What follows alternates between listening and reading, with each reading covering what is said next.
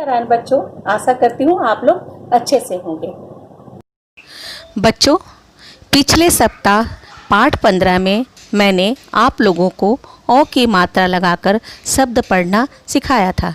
आज मैं आपको इस पाठ में अ की मात्रा लगाकर वाक्य पढ़ना सिखाऊंगी, जिसे कि एक कहानी का रूप दिया गया है। तो बच्चों, सबसे पहले हम लोग चित्रों को देखेंगे।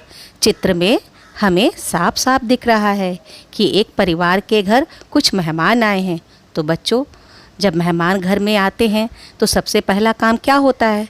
तो सबसे पहला काम ये होता है कि उनका पहले हम लोग अभिवादन करते हैं। अभिवादन करने के बाद उन्हें हम लोग अपने गेस्ट रूम में बैठाते हैं। बैठाने के बाद फिर चाय या शरबत या और नाश्ते का इंतज़ाम करके उन्हें नाश्ता कराते हैं। तो चलिए अब हम लोग इसे पढ़ते हैं और समझते हैं। देखो कौन आया है। तो कौन आया है के बाद बच्चों क्या लगा है? प्रश्नवाचक चिन्ह। रौनक से कहो दरवाज़ा खोले। खोले के बाद कौन सा चिन्ह है? पूर्ण विराम। और रौनक से कहो के बाद कौन सा चिन्ह लगा है? कॉमा। अरे यह तो गौरी दीदी हैं। दीदी हैं के बाद कौन सा है? पूर्ण विराम। साथ में मौसा मौसी भी हैं। मौसा मौसी के बीच डैश। ये लोग जौनपुर से आए हैं। साथ में सौरभ भी आया है। सब नौका में बैठकर आए हैं।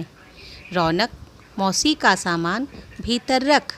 दौड़कर माताजी से कह कचौड़ी पकौड़ी व लौकी का रायता बना लेंगी। मौली गुसल खाने में चौकी साबुन रख दो। तौलिया भी रख देना। सौदाराम शौचालय साफ कर। मौसी बहुत से खिलौने लाई हैं। सबको एक एक खिलौना मिलेगा। रौनक और सौरभ दोनों खिलौनों के साथ खेलेंगे। मौली सबको भोजन परोस दो। सबने गरम गरम कचौड़ी पकौड़ी व लौकी का रायता खाया। चौबे जी चौकी पर बैठे थे। एक कौवा आया, पकौड़ी लेकर उड़ गया। चौबे जी देखते रह गए। तो बच्चों, आपने देखा ना कि परिवार में जब मेहमान आते हैं तो उनके स्वागत में हम लोग अच्छे अच्छे खाना बनाते हैं और शरबत चाय और उनके खाने का नहाने का सब चीज़ का हम लोग इंतज़ाम करते हैं।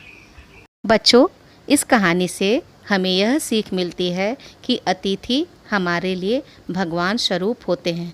कहा भी गया है अतिथि देवो भव, मतलब अतिथि जो होते हैं देव के समान होते हैं। उनका हमें आदर सत्कार करना चाहिए। धन्यवाद बच्चों।